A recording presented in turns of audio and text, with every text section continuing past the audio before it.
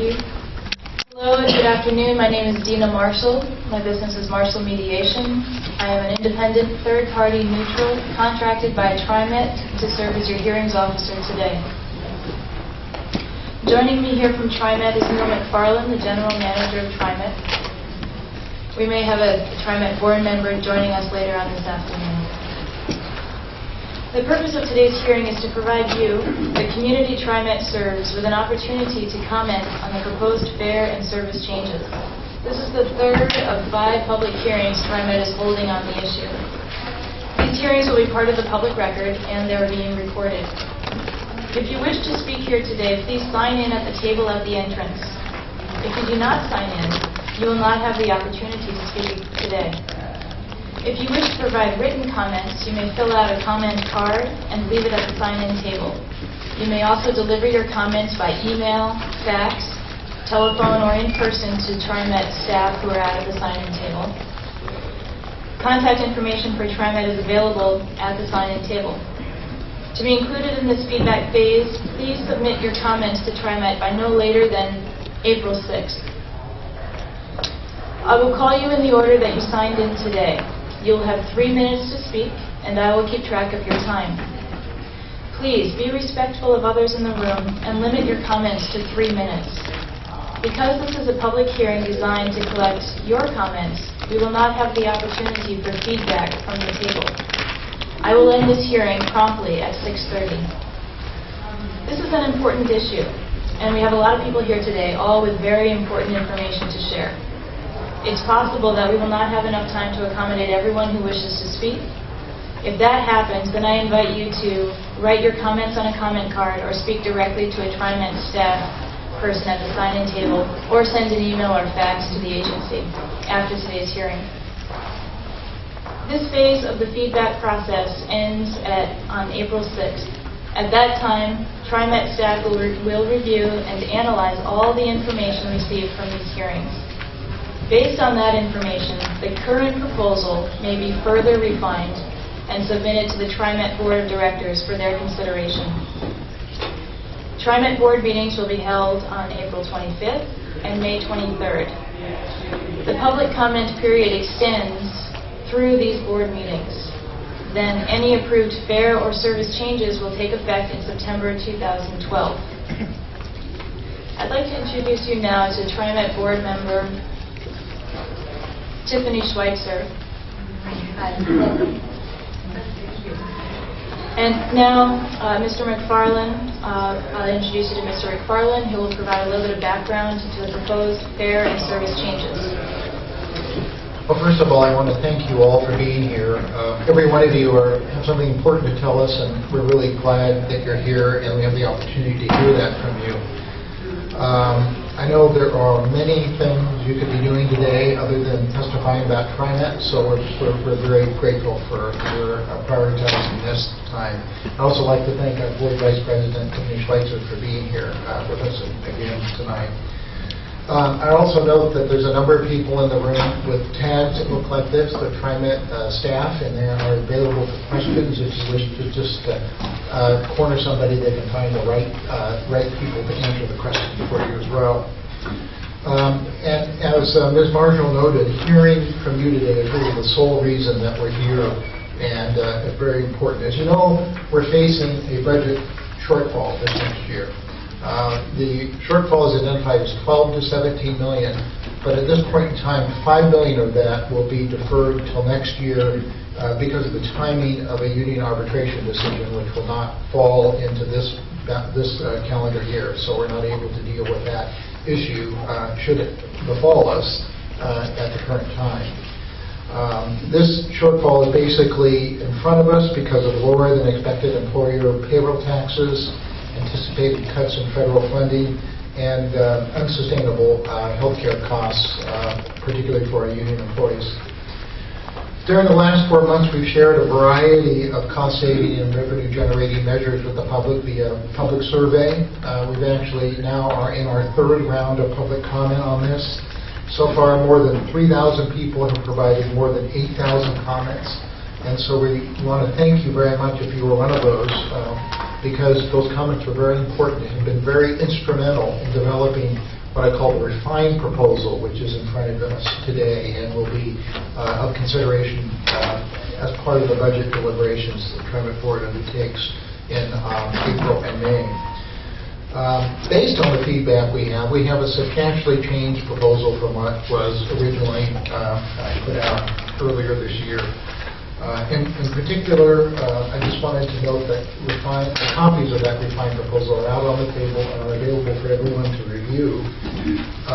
But you'll see a couple of things. One is that we substantially scaled back the bus service reductions that were originally proposed. And so right now, those are much smaller than they were originally, about half. And indeed, many of those are efficiencies, though we acknowledge that even efficiencies have impacts on people. And if you see issues that affect you, we want to know about that so that we can adjust the proposal even more and fine-tune it even more in the future. You would also note, perhaps as you look at that proposal, that there are two other major elements. One is a fare change to reduce to increase the fares to $2.50, but to also establish a flat fare without zones. And so that's part of the proposal. And then also the elimination of the free rail zone.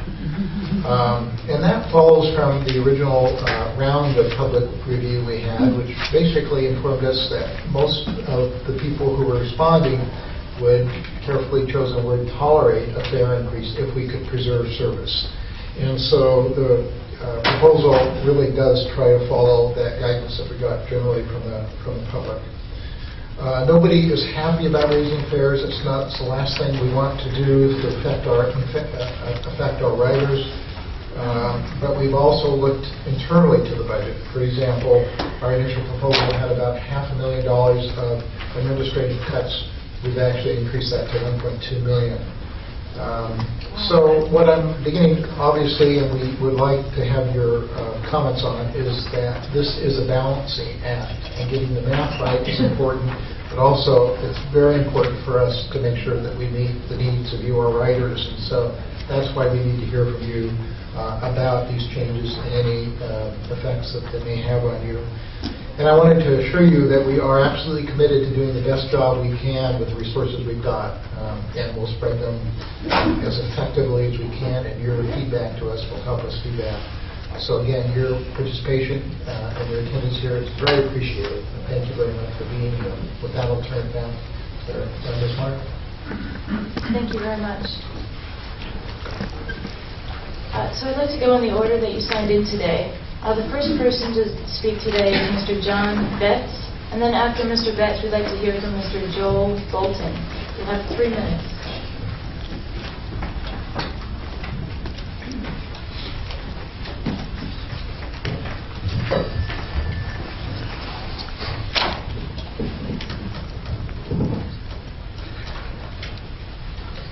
My note, as John comes up, we've been joined by Tremont Board Member Steve Clark.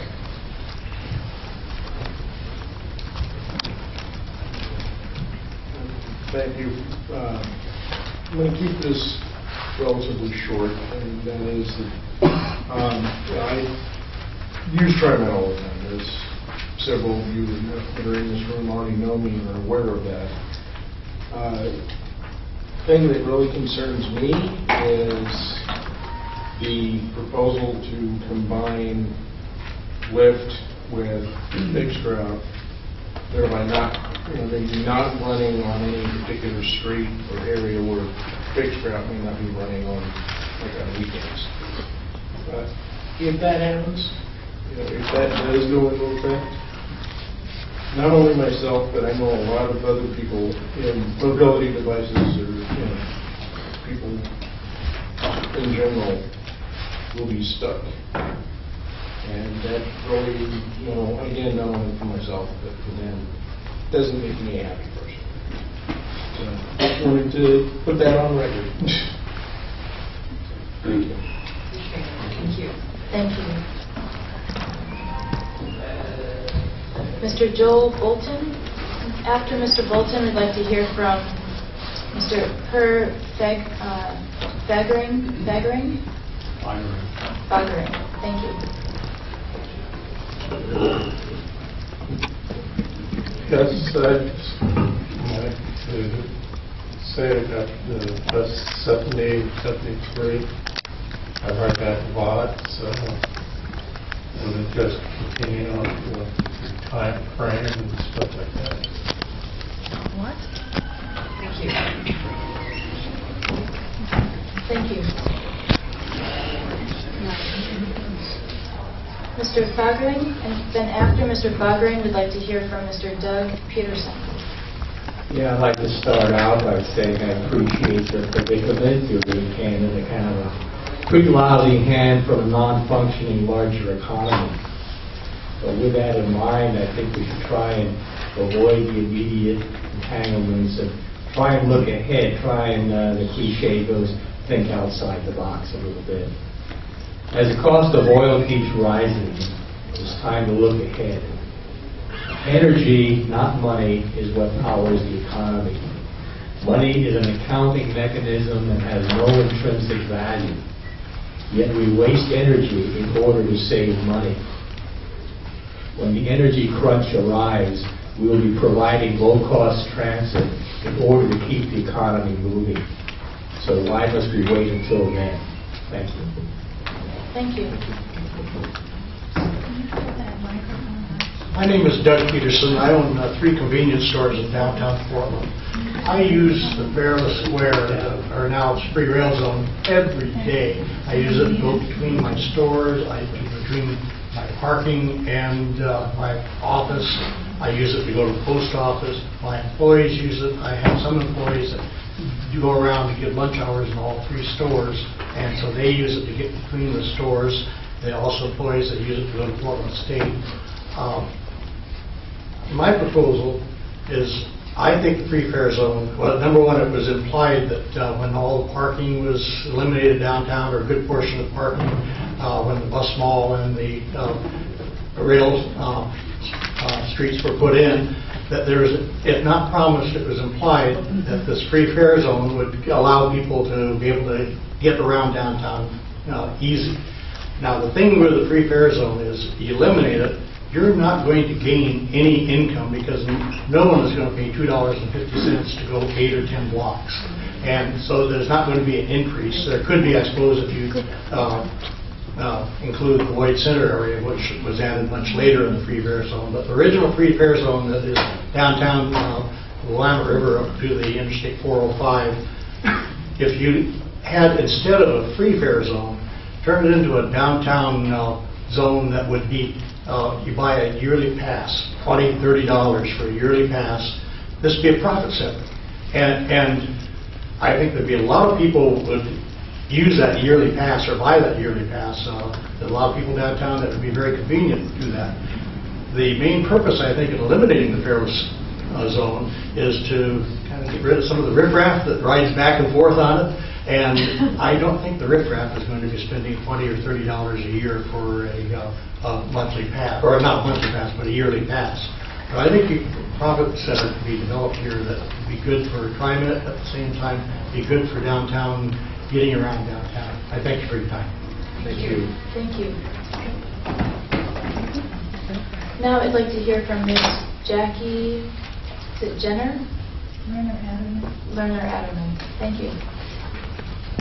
After Ms. Lerner-Adderman, we'd like to hear from Ms. Tanya March.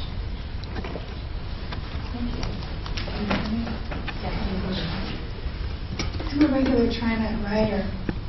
I've been riding the bus all of my life on drive. TriMet's priorities right now are the MAX lines. And we, the public, did not have input on your budget. The first decision that I've heard consistently over the last few years is increase the fares, reduce the bus lines. It's the first thing that happens. I wrote a letter to the editor that was in Oregon last month, and I submitted a letter to the TriMet board, and I left a copy of it here today. So I'm going to briefly outline my suggestions.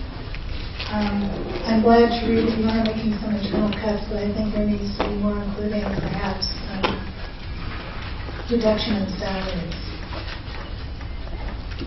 You put most of the responsibility on your passengers and ridership, to accept responsibility for a budget we didn't vote for. While I realize you're opposed to this, I strongly suggest selling the West Line or contracting it out to somebody. It's a win-lose situation. It's not making, I realize you have, my understanding is you have some increased ridership, but it's not making money. It costs millions of dollars. That seems to be one of the most effective things you could do. And I also suggest, I would agree with, and I put part of that in my letter too, eliminating the free rail zone, I think would be a big mistake. And I realize you want to increase your revenue, but again, your priority has been creating new MAX lines. This is not Seattle, it's not LA, it's not other large metropolitan cities. People come here and visit, and there are many people who live, I don't, but there are many people who live in Fairless or close to Fairless that brings money into the city. The downtown Lloyd Center area is a key area. If you eliminate that, you're going to lose ridership. And I think you're going to lose ridership with your proposed fare changes too. You need to listen to drivers and passengers too. I hope that you don't, but I believe you are going to lose ridership with your proposal. So I hope you will really listen to what we have to say. Thank you. Thank you. Ms. Tanya March. Hello, my name is Tanya March. I am the Vice President of the MLC, which is Metropolitan Learning Center, PTSA, Parent Teacher Student Association. As other agencies like the state of Oregon think that their economy is going to be better next year than it has been this year, you have downgraded your projections, and you're projecting actually that you're going to do worse next year than you've done this year. And we just don't think that's smart. Another thing that we're really concerned about is that you are constantly talking about the drivers, and we feel that the drivers do a wonderful job. We support TriMet employees, and we feel that they deserve and need decent health benefits just like every worker does in this country. And we are very disappointed, again, that you're not willing to work with the union to try to help them hold on to those benefits that they need as workers. It's part of just a humane work policy that we'd like to think Portland should have, and I'm sure you do too. Finally, we have some ideas that we'd like you to consider about new revenue. A couple of these are, and I think you've mentioned them, but I don't see them being implemented, and that is charging for the parking rides at the parking lots. That would certainly be help. The other thing that we do think that we should have premium fares for premium service. We think less riders get a better ride, they have a fancier ride, and it's an extremely expensive per person ride, and we'd like to see that reflected in the fares instead of taking it out on the bus riders who tend to be much more lower income and more transit dependent than West. And finally, we'd like to suggest that you consider refinancing the debt that comes from all the MAX capital expenses. Other cities have been looking into that. You have bond issues. You have debt that comes from those capital expenditures. We don't know why that hasn't been considered, because much of there's a huge proportion, millions and millions of dollars of what you have to spend every year is to just service that debt. Thank you. Ms. Barnett. After Ms. Barnett, we'd like to hear from Ms. Jill Punches. Hi. My husband takes the number 77 bus early in the morning to get to work. And that's one of the buses that is scheduled to have some of the service cut.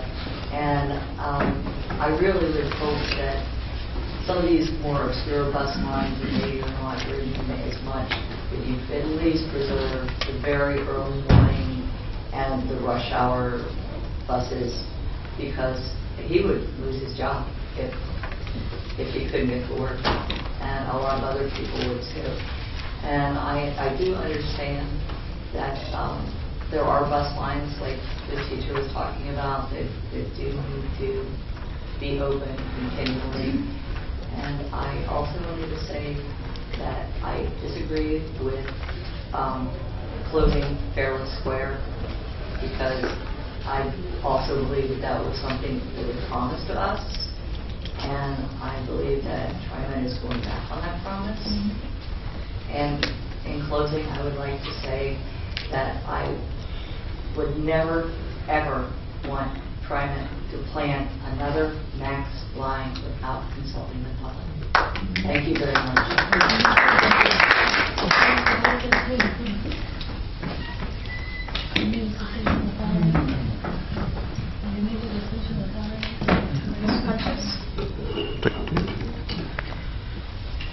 My name is Jill Hunches, and I'm speaking today on behalf of the University of Western States. I'm the Director of Operations and Auxiliary Services, and I oversee parking and transportation for our small, nationally recognized university that's tucked into the Russell neighborhood, just north of Halsey at 132nd. University of Western States has more than 550 students who undertake rigorous training and become some of the best doctors of chiropractic and licensed massage therapists in the country. Our mission is to provide integrated health care in education and setting. And our campus community inherently values healthy living for our students, faculty, and staff. And we seek to integrate sustainable practices whenever possible. And this includes a desire to provide a variety of transportation options to meet the needs of our campus community. And I'm here today to discuss our desire to partner with TriMet in providing integrated transportation options. The University of Western States encourages walking, biking, and taking the bus, and we do so by charging parking and providing free bus passes and occasional bus tickets. About 15% of our students, faculty, and staff don't use a personal vehicle at all to get to campus. Another 15% use a mix of using a car and using other forms to get to campus. And we provide about 30 bus passes every quarter or every month to anybody who needs one. Just for material's sake. 2 of our known bus riders have disabilities and rely on bus service. TriMet ridership would increase dramatically as service to our campus improved. Those living in central Portland, only 5 or 6 miles away, 10, 15-minute car drive. If you use TriMet Trip Planner, it takes over an hour to get there.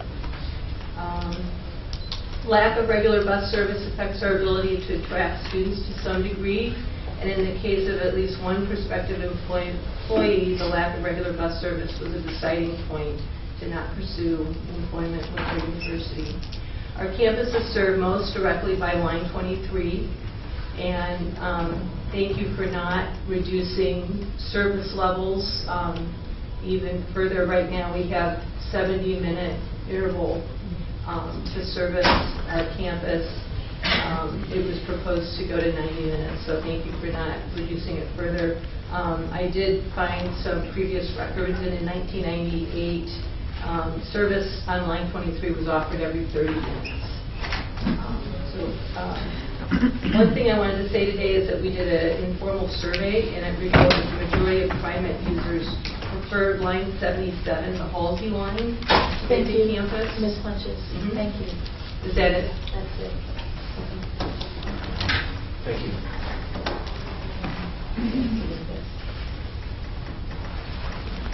If you have written comments, you can submit your written comments. A neighborhood activist and run a small business in the Mount Scott Ardita neighborhood.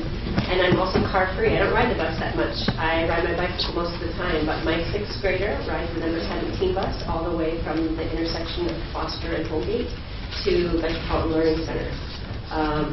The thought of her transferring at Union Station troubles me. I work at PSU, and so potentially her changing buses there, I'm not sure. I feel comfortable with her taking the number 17 all the way to school, but the proposed changes will make it very difficult for her to continue attending that school. But from a bigger picture perspective, I also work with an organization called First Stop Portland at Portland State University, who has visiting delegations from around the world who come to learn about best practices in sustainability. And we have people from as far away as Africa coming to see what we do with regards to transportation. And we talk to them about the things that make Portland work, and one of them is the service to our neighborhoods. I think it's very important to reinforce that service to those old, dense neighborhoods is important, like that the 17 serves. I don't think that focusing on light rail and streetcar with our funding is going to be a good alternative. I think that making sure that the streetcar is self-sustaining is important. I think the Fairless Square is very iconic for people. It does more than get people around town. It represents a commitment to transit here that our city values. And I think that it's important for us to maintain that commitment, even if it's at a cost. I think being creative with regard to our fares is important as well. Congestion pricing. I don't think a flat fare necessarily is going to be an equitable solution. I think that the people who ride our buses here are already part of disadvantaged populations in large part, and so those commuters, I think the downtown business commuters can afford fare increases more than the hourly workers who may be riding peak. So thank you. I appreciate your efforts, and I just want to make those. Thank you. We'd like to hear now from Ms. Jacqueline Dvorak.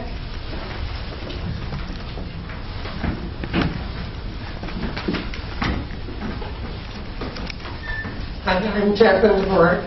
I live at John's Landing. I'm in my 80s. I have not driven for about the last 4 years, so I've been a lot, probably 5 or 6 days a week. And so the 35 goes by my place. Sometimes I walk to the streetcar for the exercise, and I frequently use the Line 9, both for volunteer things and to get to my church in Northeast Portland. I'm confused by this pamphlet because it talks about the Broadway segment of Line 9 from Gresham Transit Center. It doesn't go anywhere near Gresham Transit Center. It goes to 27th and Saratoga. And so I presume, I don't know, if that's a misprint or what is in We didn't have there. a staff person talk about any changes. So, yeah, so it says that the south and the north are going to be split, which is wonderful, because at first you were talking about it not coming downtown at all. So I can live with the split, so I don't have to make another transfer, but I'm concerned about what that means with the Gresham Transit Center. And I grew up in Chicago. I lived a number of years in Cleveland, 60 years ago. I don't know what their transit is like now, but then it was wonderful. And so I'm an ardent public transit person. And someone mentioned earlier about riffraff or low income. I think TriMet is missing a big thing when you don't sell transit for everybody. I was back in Chicago a couple of years ago, and your people ride the bus, they're in their mink coats. It is not, out west you're seeing more, you think of transit if you're too poor to get a car, or too decrepit to drive anymore. And I think if you would promote ridership, I think that would be money very well spent. On the 35 line, there are people drive down to Lake, or ride down to Lake Oswego and West Lynn, and there is an acceptance and a feeling of, I'm chauffeured. I love having somebody fight the traffic, and I get to sit and read a book while the driver worries about that. And just in closing, healthcare is important, but I think everybody has to pay their share, and I think the drivers do too. I don't know exactly what the things are, that if they're not paying, they need to pay in. But I have a wonderful bus driver on Line 9. I don't know the number of the bus, but I rode it. I got off at Broadway and MLK at 11:45 this morning, and he is a gem. It's like being on a tour bus. And as an older person, my balance is not very good anymore. So he always says, the bus is starting up, everybody hold on. And he tells you what's at the various stops, and I get off by the car wash there. So be careful, it's smoky, don't slip, don't eat Mr. Jewel. Whoever he is, he deserves to know. I love being on his bus. I'd like to hear now from Mr. Art Llewellyn, and after Mr. Llewellyn, I'd like to hear from Mr. V.J. Seymour.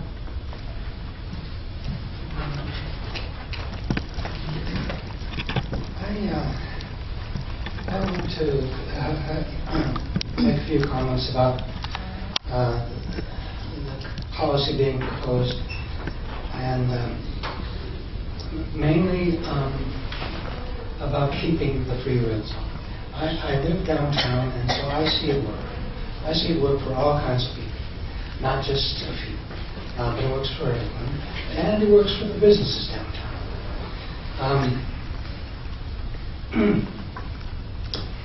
I'm not really convinced that the issue of generating more money to pay for service by the elimination of the free rail zone is genuine. I'm not going to be able to say that that's the only reason is so that you can make more money to provide for service. No, I think it's a matter of security. I think the policy is being directed to make the downtown service a little more exclusive, honestly. And I'm sorry, I just don't know how to deal with it exactly. I'd say the problem with people homeless is not a matter of providing them a warm place to go on a freezing day. People are in bad shape downtown, and you don't want them to ride the bus. Well, then we need to solve that problem in other ways rather than making it so those people. I think that's what's going on. I think it's a security issue, and I won't try to disagree with that. But for the other reasons for keeping the free rail zone, I think are considerable, and we will be losing. I believe you're not going to be gaining funding or generating more revenue if it's eliminated. I think you're going to be losing revenue. So I'm more than just references. When I'm in the political debates about things, well, the bottom line is money, I'd have to disagree. I also want to say some comment about the lift, the fare, the buses that are vans and they have a lift back, that kind of. I say that General Motors and Ford are long overdue for producing a low-floor model of that vehicle. If we're going to be buying them, seniors and disabled people, they don't want to face those steps any more than any bus rider does on our system that we have now. I would like you to press that issue before our automobile makers who are selling them to us and don't want to make a better model for our disabled community and seniors. Other than that, final comment, I am absolutely convinced that expanding our MAC system is vital. And I will address it in those terms. I believe it's very important that we keep expanding our MAC system. Thank you, Mr. Llewellyn. Okay, well, that's a good finish. Thank you. I'd like to hear now from Mr. Seymour, and after Mr. Seymour, I'd like to hear from Mr. Greg Twain. My name is V.J. Seymour. As you see, I'm not Mr. Okay. I was information director for the State Department of Environmental Quality at the time the Clean Air Act was adopted in 1972. And one of the big things about getting the air clean in Portland was having what was then Fairless Square. We've cut back on Fairless Square. It doesn't apply to buses anymore. It's just free rail. But it's important to have because it keeps people from thinking, oh, I'll just take the car. About 5 years ago, I gave up having a car because there was such good transportation available. I live right downtown on the Park Walk. And I would hate to see the air get dirty again. We're concerned about global warming that we didn't even hear about in 1972. I don't think we want to cut back on service to the point where people decide they have to have a car. I live without one. I still have a valid driver's license. I'm capable of driving. But I much prefer having public transportation. And public transportation has been wonderful in the downtown area particularly. But in general, Portland has had a good system. I want to keep that good system. Thank you. Thank you. Now, be 2 to 3 minutes long, longer than it was. And you know,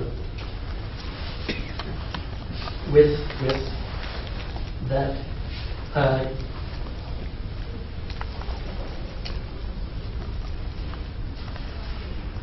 do a hiring freeze that reflects this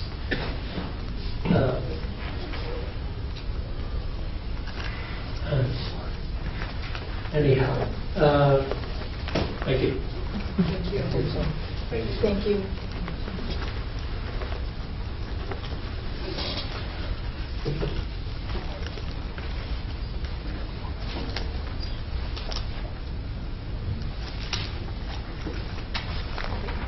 The last comment that you had was about the hiring freeze. You had about a minute and a half left before you hit 3 minutes. Would you like to come back to that comment a little bit later? Sure.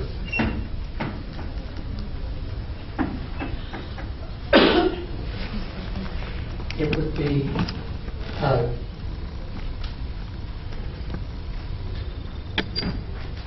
equitable to slightly extend the stay between stops. Now have it be 2 or 3 minutes long, and have that also reflect a hiring, temporary hiring freeze to help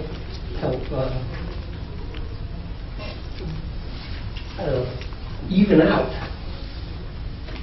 the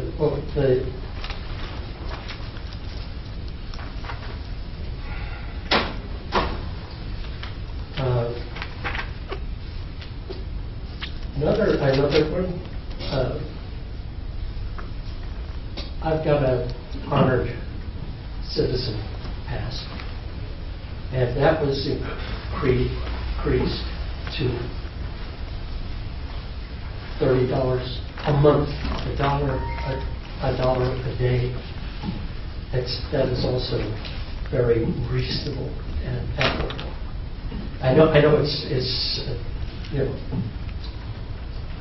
a lot of people that'd be problems, but it was be used reasonable. Thank you, Mr. Twain. Now that's 3 minutes. Thank you. Thank you. The next person I'd like to hear from is Mr. Brian Hoop. And after Mr. Hoop, we'd like to hear from Mr. Adam Kim. So I'm here on behalf of the Linton Neighborhood Association and residents in St. John's and Linton, Sully Island, and Northwest Portland. So I have another 386 signatures to add on the 1,018 that we gave you back on February 15th to save the number 17 bus line. I do want to acknowledge I've been very impressed with the outreach you guys have done, and it appears you've listened to a lot of our concerns, and returning the full bus schedule was a big, I think, pleased a lot of people. I've continued to hear, though, I think some of the main concerns are about high school students at MLC, Lincoln, and St. Mary's who live in St. John's and Linton, who aren't convinced that the new proposal will give them safe and efficient access to their high schools. I'm also still hearing from a lot of the lower-income residents who depend on that connection between St. John's and Linton with Northwest Portland to Good Sam, the business district in Northwest.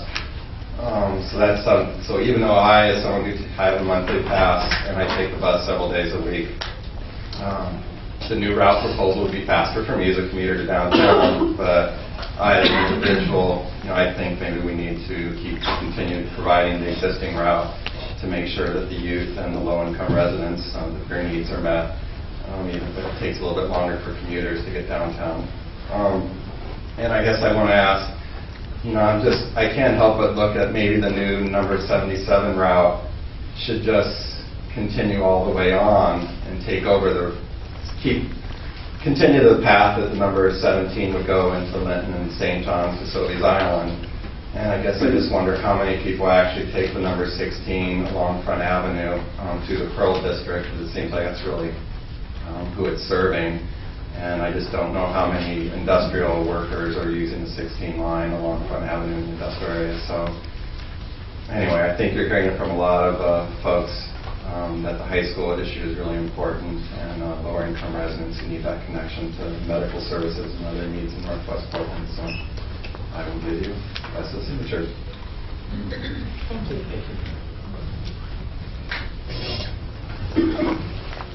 Thank you. My name is Adam Quist. Thank you.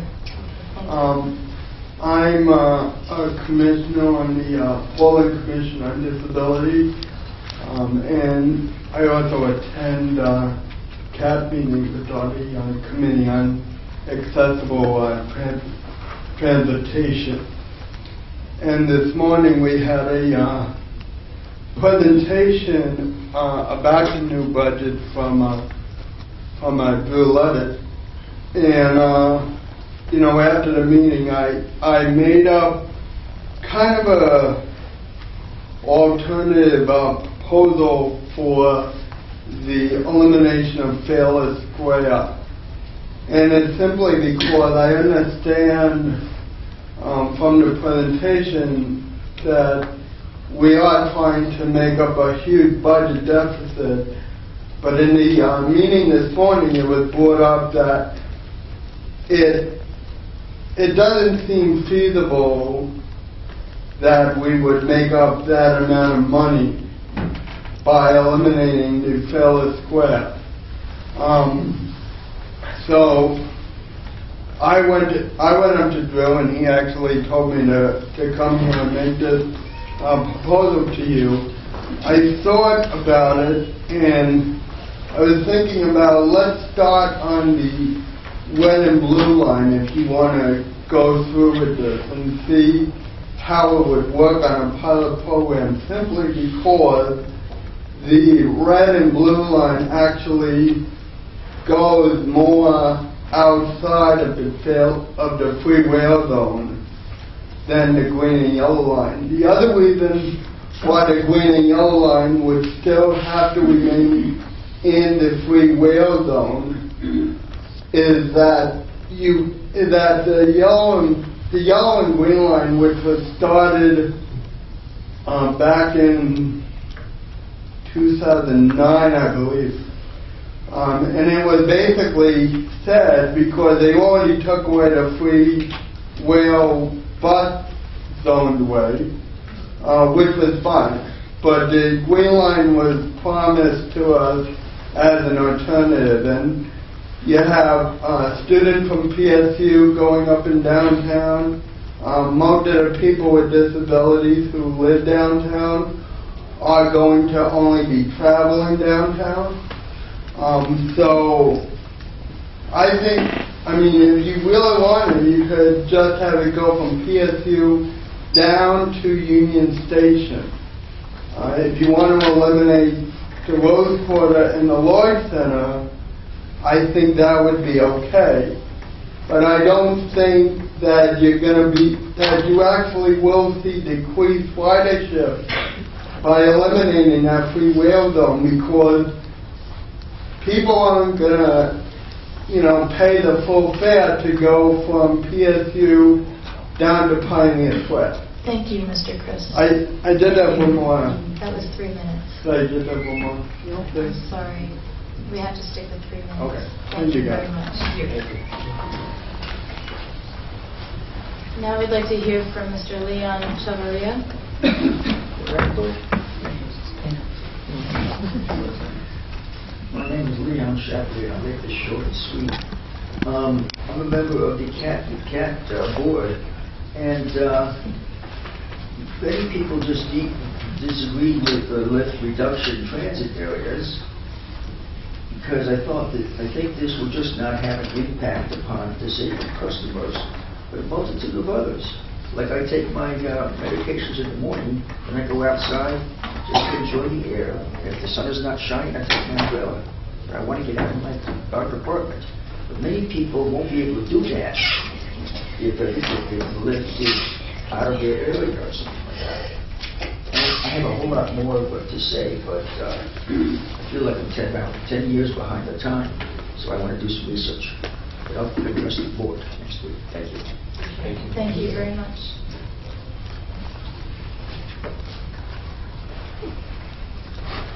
In today and have offered to provide testimony this afternoon. Is there anybody else here who would like to provide testimony today? In that case, you would. I'm sorry. I thought I must not have signed on the right piece of paper. What was your name now? Shannon Brousseau. It was at the top of one of the pages. That's I'm sorry, I don't have you on my list here. Let's Yeah. Want to say something? come on up. I just wanted to say that I get concerned when you start talking about service cuts. People are not going to ride the bus or MAX if times are not convenient. Part of public transit's purpose is to get people out of their cars. It's not going to happen if you can't get them on the bus. Thank you very much. I'd like to take a 15-minute break now. We'll reconvene in 15 minutes. The TriMet representatives will be here until 6:30 to accept public testimony until 6:30. Why not take a break? We'll come back in 15 minutes. Thank you. We're at the end of our 15-minute break. Minute over.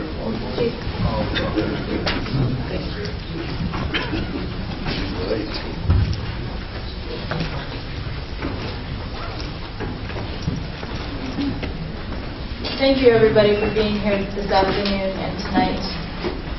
I understand that no one else has come in during our 15-minute break to sign up to provide testimony, in which case I'd like to let you know that the TriMet representatives, the general manager and board members who are here today will be here until 6:30 today. Oh, wait, I think we might have one person.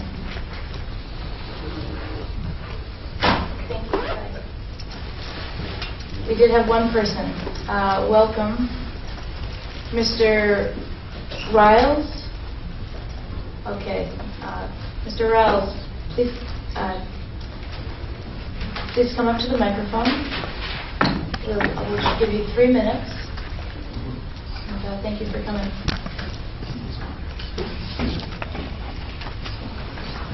Yeah, okay.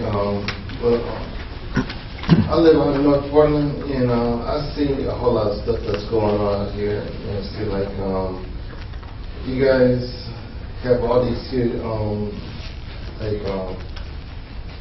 things that be not working, and I call in a lot and let you guys know that those screens just be off and stuff at the max and where the buses are. And like those things I'll be working sometimes. It seems like you guys got some at Kaiser down here at Interstate. It seems like I called all last year to report that in, but see, like you guys never went down there to fix them or anything. And so see, finally I had stopped a supervisor. And they went down there and turned them off, but they never did repair them or anything. And So those things are off, and like at the hospital, they wasn't working to let people know what time the max was coming and stuff, but they're not working no more.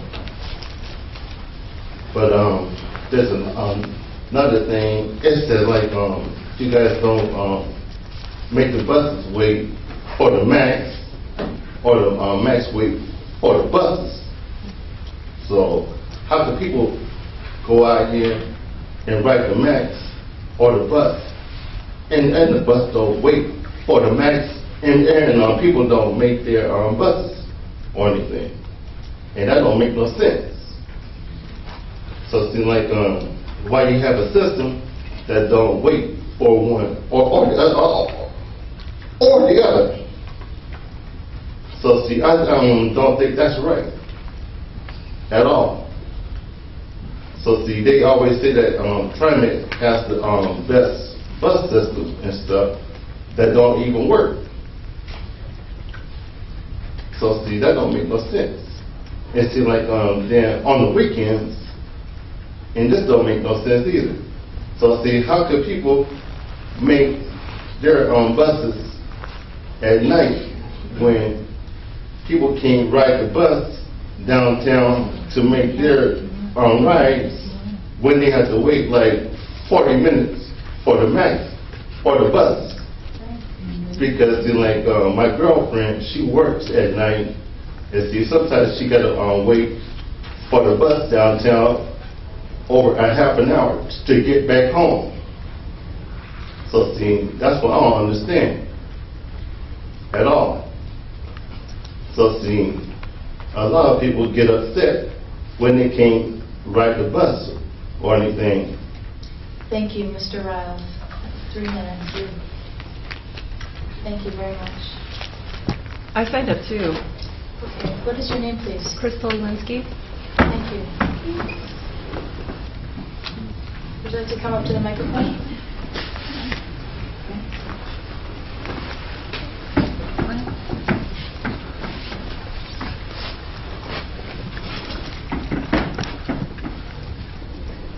Yes, I have a lot to say, but a lot. So for 3 minutes, let me thank you for Mr. Riles' testimony, because this sort of exemplifies the situation of the average person that takes the bus. And I've, over the years, the last few years, 5 years, it's just been going downhill.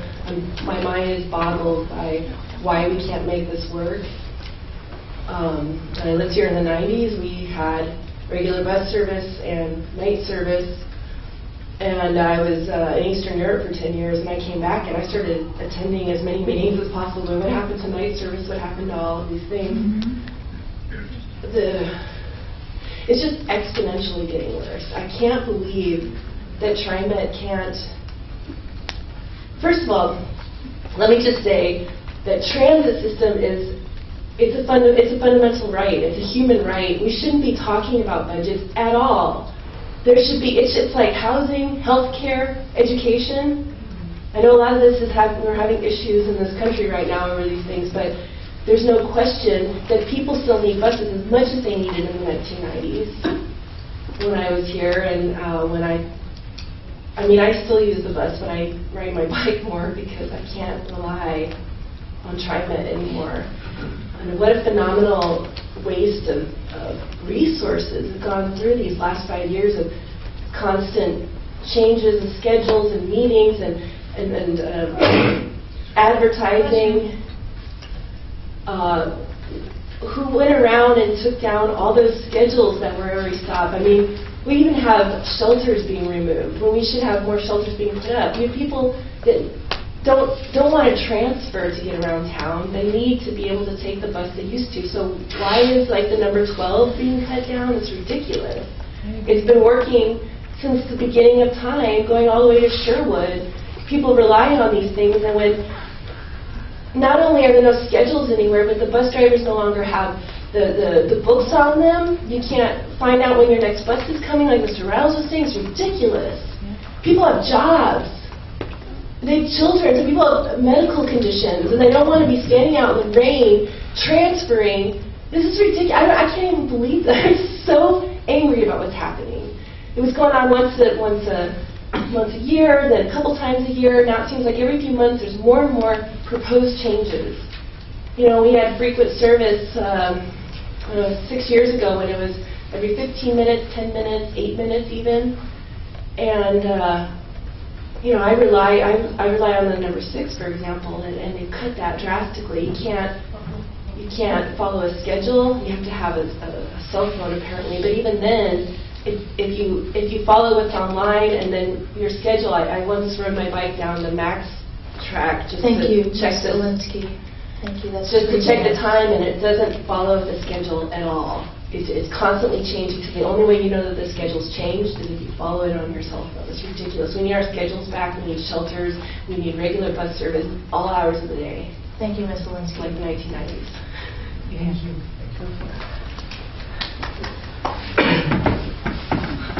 Is there anyone else here tonight who would like to provide testimony? In that case, the TriMet representatives who are here tonight will be here until 6:30 to receive testimony. We will end this portion of the hearing tonight. The next hearing will be tomorrow from 4:30 to 6:30 in Gresham at the Multnomah County East County Health Center at 600 Northeast 8th Street in Gresham.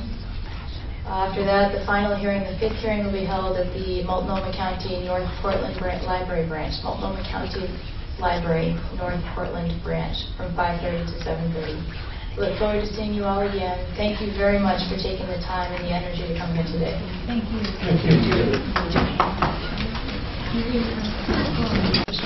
Thank you, Ms. Marshall. And I do have some prepared comments to make to ensure that everything is mentioned that we'd like to touch on. I want to thank everybody for coming out this evening. This is very important information that we're looking to gather. I know there are many things that you could be doing, and your time is definitely appreciated. We've got Shelley Lomax here again, Executive Director of Operations, that's going to be listening to the comments that are being made, and then hearing what you say is the sole reason for being here and doing this.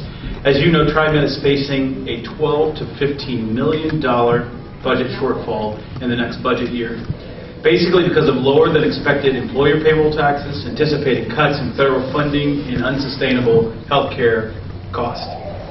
During the last 4 months, we shared a variety of cost-saving and revenue-generating options and asked for the public's input. More than 3,000 people provided more than 8,000 comments and suggestions. And if you were one of them, I want to personally thank you for that effort. We listened. Based on this critical feedback, along with recommendations from our board and the Budget Task Force, we've refined the initial proposals we released in February. As Dina said, copies of the refined proposal are on the sign-in table. You'll see we scaled back the service cuts we initially proposed based on your comments. Most of the savings will come from a proposed fare increase and the elimination of the free rail zone. Many riders told us that they could tolerate the fare increase if it prevented more service cuts. We're proposing a flat fare that eliminates confusing zones. We're certainly not happy about raising fares, but changing to a flat fare would generate half the revenue needed to cover our budget shortfall while simplifying the system. Our initial proposal called for $500,000 in administrative cuts. You'll now see we're now increasing that commitment to $1.2 million. Because we heard from you and are working to preserve service as much as possible. These cuts will result in more layoffs and program cuts. As you can imagine, getting the math right while balancing the diverse needs of you, our riders, is a huge challenge. I assure you that TriMet is absolutely committed to doing the best job possible with the options available to us. And your participation in this difficult process is appreciated and necessary. And I again want to personally thank you for the input that you're giving this evening. It is certainly critical in assisting us in trying to figure out how to meet some of these additional challenges. So with that, again, thank you. Thank you very much. I see we have two people here today, and one of you has signed in to deliver testimony. Mr. Aby? Okay. If I could ask you to talk into the microphone so that your comments could be entered into the public record. I appreciate it. Thank you. I'll time you for 3 minutes. Good afternoon. My name is Andrew Abbey, and I wanted to, first of all, thank the TriMet board. You have a very difficult job to do. It's much more fun to be on the TriMet board when you're expanding service and cutting service, so I appreciate the service to the community. A main reason why I wanted to show up today is just really commend the staff for doing such an excellent job of minimizing the impact of service on the street. And I specifically wanted to call out 2 route changes that I think will be a very good improvement. I used to live in Hillsborough, and I'm very pleased to see the 47 being combined with the 89 and the 48 combined with the 89. I actually tried to make that trip quite a few times when I lived in Hillsborough, and I was always trying to transfer in the same direction, and the transfer times were always very long, and the trip never worked out for me. And I provided some written testimony. I'm not going to go through all of my suggestions that I had here, but mainly what I wanted to say is I think TriMet should do more of what you're doing with the 47 and the 48 and the 89 and combine more routes and eliminate transfers in the same direction. No additional cost to TriMet, huge increase in convenience for riders so that they don't have to transfer in the same direction, and potentially could increase farebox revenue because you can attract more trips by making them more convenient. And again, I won't run through all of the changes that I have that I'll provide to you in my written testimony, but 2 specific recommendations that I wanted to highlight would be not to split the 12 line, the Barber from the Sandy, but instead have the Gresham trips operate only to Tigard Transit Center, and then have the Park Road trips end at Sherwood, so that people do not have to transfer in the same direction, for example, to get to Sherwood. So if you live or work in Sherwood, you work at Intel or other areas in Washington County, you're faced with now making 1 or 2 transfers to commute from Washington County. Very inconvenient. Service really no longer works for you. Then the service gets into a deathward spiral where you wind up cutting the service altogether. The other recommendation I wanted to make is when the Green Line was implemented, the Estacada service was split at Clackamas Town Center, and I would strongly suggest combining the King Road line with the 30 and the 31 lines so that people no longer have to transfer to go in the same direction to get from Milwaukee to Clackamas and Estacada. So in a nutshell, those are my recommendations. I'll leave the written testimony with you, and I would just encourage you to have fewer lines but make them longer and avoid people having to transfer in the same direction with sometimes 30 and 45-minute transfer time. So as the service becomes less frequent, it's especially more critical to avoid those transfers in the same direction. Thank you for your time. Thank you. Thank you very much.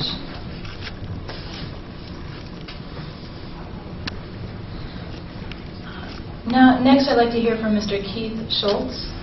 I'll time you for 3 minutes. Okay. Just a second here.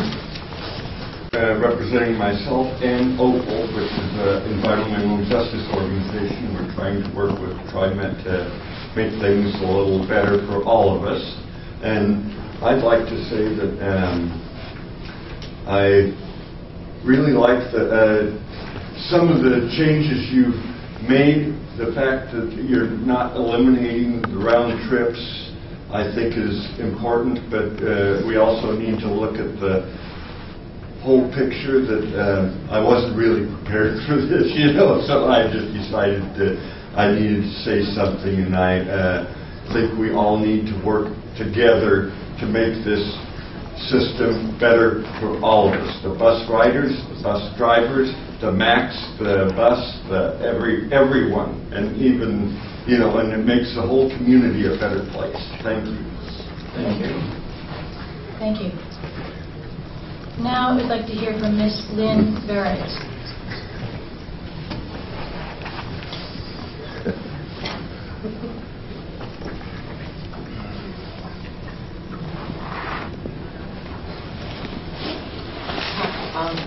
I really didn't prepare anything. I thought this was going to be like as neat and neat. But I want to say thank you for just even bothering to do this, because I know that this is a big big thing.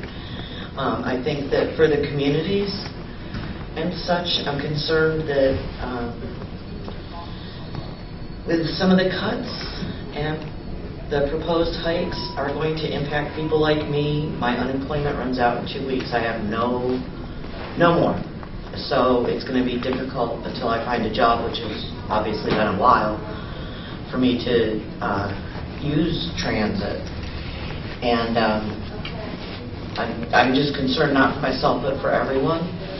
And I'm wondering if you ever considered things like a family pass. I don't have, my children are older, I should say. I do have children, but I don't need to worry. But if I were 30 or 35 and I have children in those, 8 to 16 range there where they're not working, they're not able to get their own money, it would be very difficult as a parent or a grandparent to help get around town for them. I understand that kids here have to take public transportation to and from school on occasion, that there's not always school buses. I think we need to work together with the schools as well so that we can keep the cost down for these families. That's my main concern, is the really low income people who are struggling like myself, that we don't have enough to get by day to day.